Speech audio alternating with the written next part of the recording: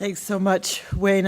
As the other speakers have all also said, I'm so pleased that I was able to come, and I really thank you for the invitation. In recent years, I've been increasingly appreciative of the value of comparative work because it shows you underlying commonalities. It also shows you differences, and I hope that what I have to tell you about from Canada will ring me both ways, that you'll see, you'll sense the parallels with the European situation and see some points of uniqueness. And I also have to say that it's a slightly different paper than I first imagined in my abstract, because the political events of the recent months have made it almost impossible not to move your thinking along, or try to. So I want to talk today about a problem of the time it takes to develop responses in the museum to what's going on in the outside world. This is a slightly different emphasis. Time lag, a lapse between developments in the external environment and their representation, is endemic in museums. In the late 20th century, much of the foundational literature in critical museology was stimulated by ethnological exhibitions which had remained on view decades after the constructs of cultural hierarchy and human diversity which informed them had been rejected. Yet time lag persists, a consequence of the often glacial pace of exhibition development. Paradoxically, some of the progressive practices that have come about in recent years can slow down exhibitions even further, at least in my experience, such as time-consuming community consultations, or the ever more professionalized work and sensitive ethical codes of museum specialists. By the time revisionists exhibitions open, they can already seem out of date. So it would seem self-evident that the problem of time lag inhibits the socially activist potential of the museum in contemporary democratic societies. When controversies arise in the external environment, it can prevent the museum from providing a safe space for civil debate and facilitating a sense of belonging and shared citizenship, the topics of this conference. In this moment, when the ideological pendulum swings of electoral politics seem to be reaching new and dangerous extremes, these potentials are becoming all the more important, that is, the museum's potential for doing something to respond. A year ago in Canada, the pendulum swung back to a Liberal government after 9 years of the right-wing Conservative government of Stephen Harper, a government which saw the national museums as valuable sites for furthering its own ideological agenda. Our situation has caused me to rethink the problem of time lag and the strategic values of different paces of change, both slow and fast, in the museum. In this talk, I'll use several recent events in Canada's two largest museums, the Canadian Museum of History and the Royal Ontario Museum, to explore the virtues both of fast change, quickly developed programs that can respond to a crisis, and of the slow change characteristic of major museum projects. First, however, a bit of context. Canada's growing demographic diversity was revealed by the 2011 census, and I'm sure these figures are changed toward greater diversity now.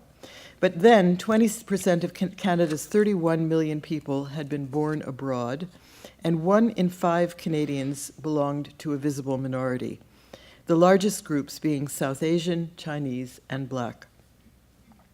Although Indigenous people make up only 4.3% of the population, they have driven the museological response to cultural diversity. Fierce national controversies, which erupted around two large exhibitions of the late 1980s, the Glenbow Museum's The Spirit Sings, Artistic Traditions of Canada's First Peoples, and the Royal Ontario Museum's Into the Heart of Africa, led to the 1992 report of the Task Force on Museums and First Peoples.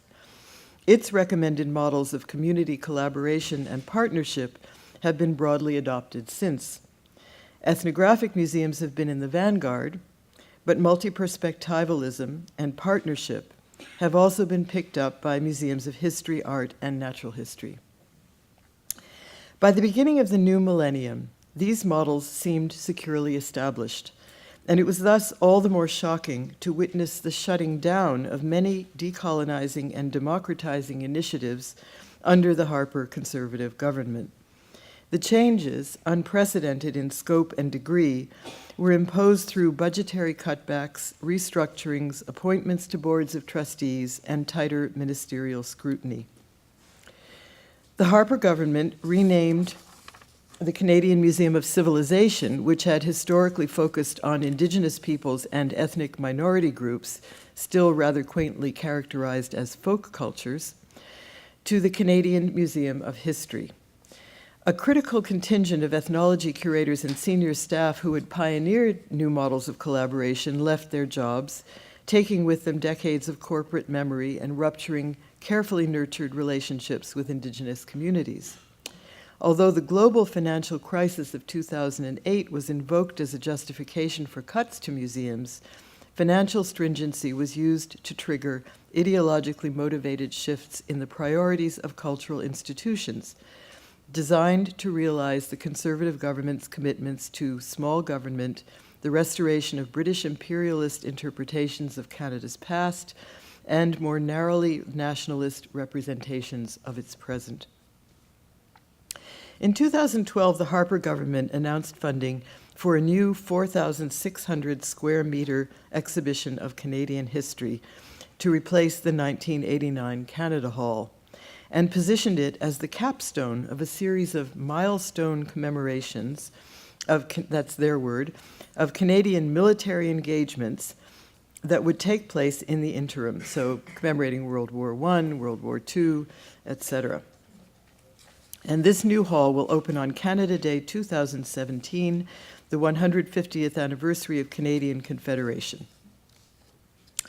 The old hall was inspired by popular venues such as the Epcot Center in Disney World, immersive, experiential, and oriented towards social history. Visitors walked through a sequence of recreated three-dimensional historical environments, moving geographically from the Atlantic to the Pacific coasts, and temporally from the 16th to the 20th century. British Columbia was represented by the coastal commercial salmon fishery. Its centerpiece was the Nisga'a Girl, a large wooden gill net boat used for 30 years by Nisga'a chief Harry Nice and his family. Presented for display in the National Museum immediately after the historic 1997 signing of the Nisga'a Land Claims Agreement, it constituted a diplomatic gift whose acceptance, according to Indigenous protocols, confirmed the political agreements and good relations that had been negotiated. The Nisga'a Girl was built for the Nice family in 1967 by master boat builder Judo Jack Tasaka. During World War II, Tasaka, like other Japanese Canadians, had suffered internment and the confiscation of his property. The display thus represented two intertwined stories, one highlighting the modern entrepreneurial energies of British Columbia First Nations, and the other the skills of Japanese Canadians and their resilience in the face of racist and discriminatory policies. Because of its significance to them, Japanese Canadians had raised funds to transport the Nisga'a Girl across the country to its new home in the museum. Soon after the announcement that the Canada Hall was to be replaced, museum administrators decided that the Nisga'a Girl would not fit into the new History Hall, which will present Canadian history through a linear, chronological, historical narrative conveyed by texts, images, and artifacts, very standard type of thing. The museum deaccessioned the boat, removed it from the hall, and arranged to send it back to a cannery museum in northern British Columbia.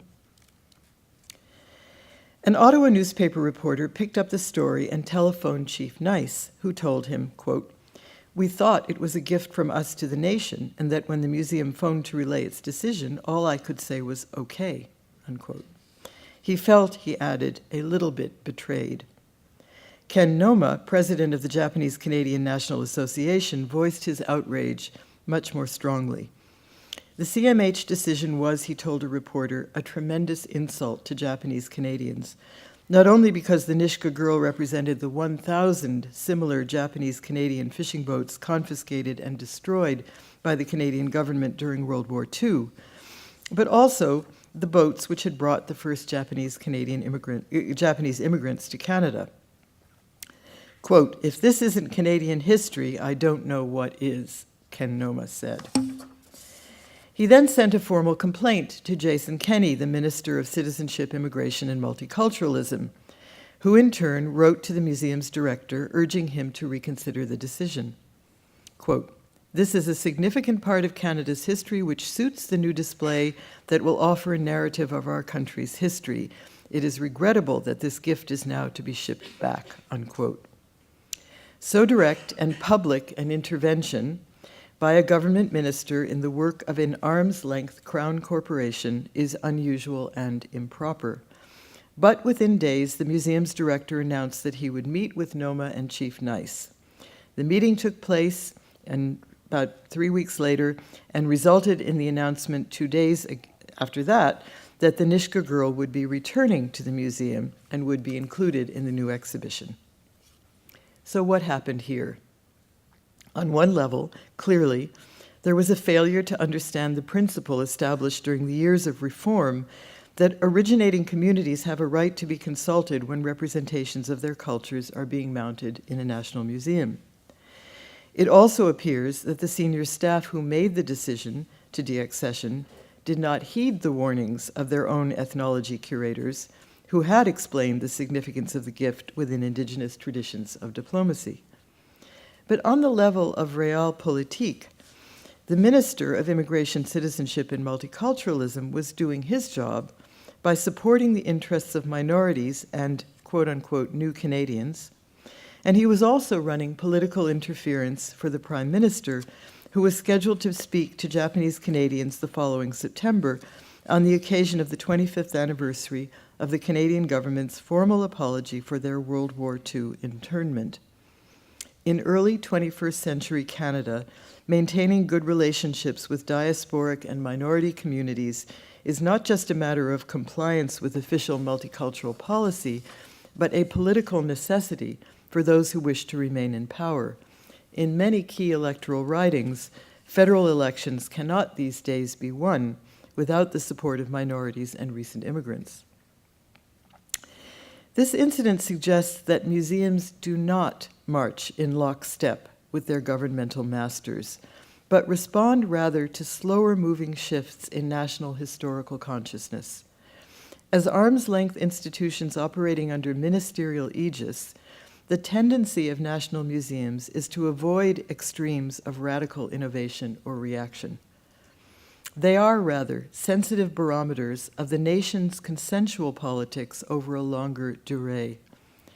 Although time doesn't permit me to demonstrate this point rigorously, the Nishka girl episode instantiates Althusser's theorization of ideological state apparatuses.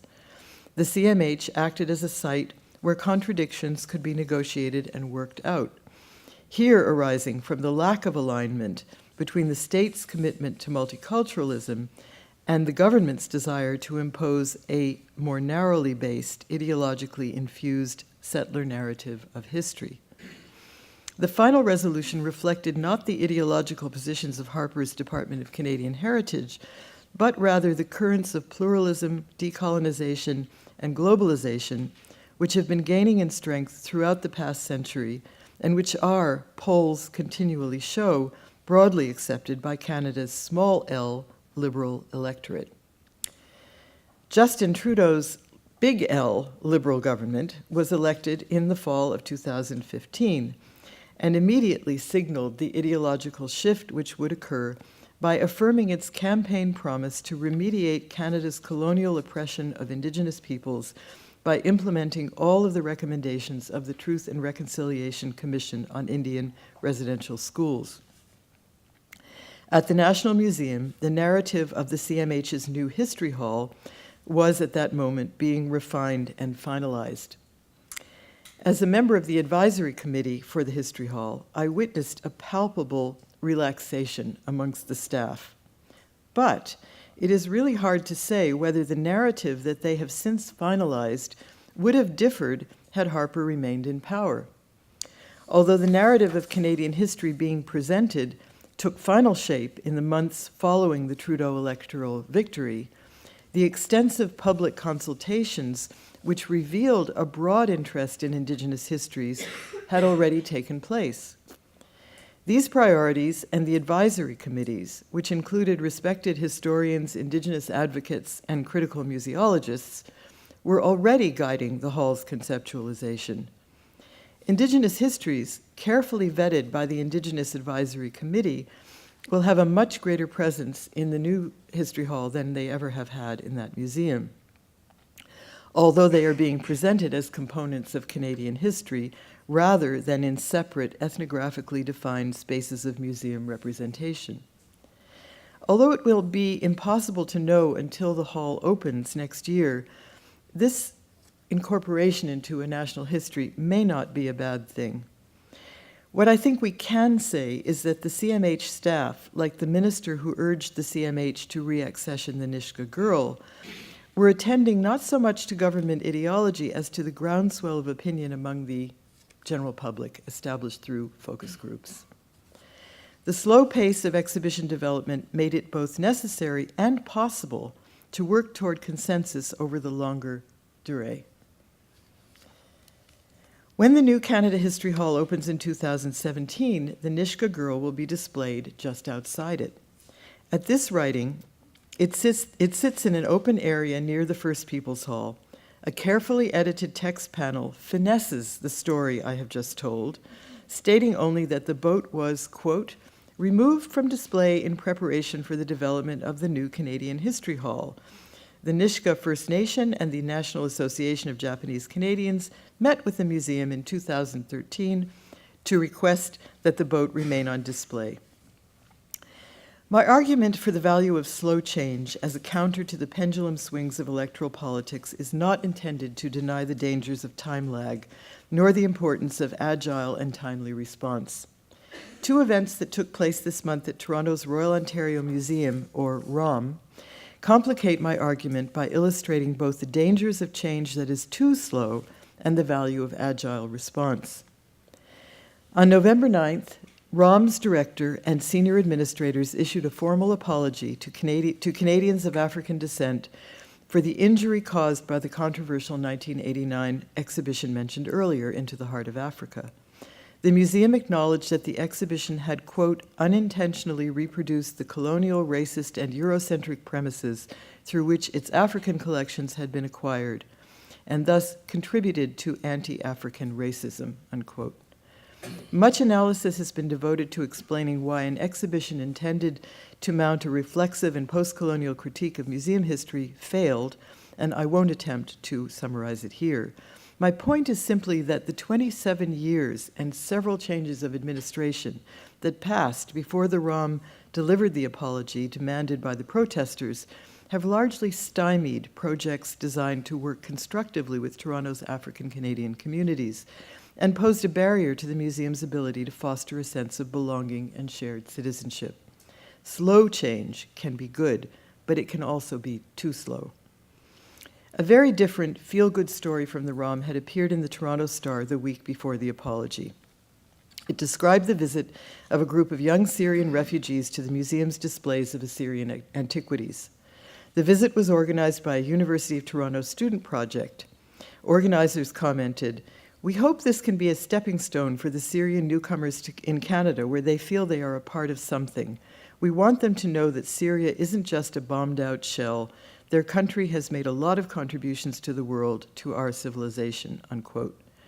A ROM archaeologist affirmed in his turn the museum's desire to draw out the contemporary relevance of its collections. Quote, "We want to create a link between these artifacts and their descendants," unquote.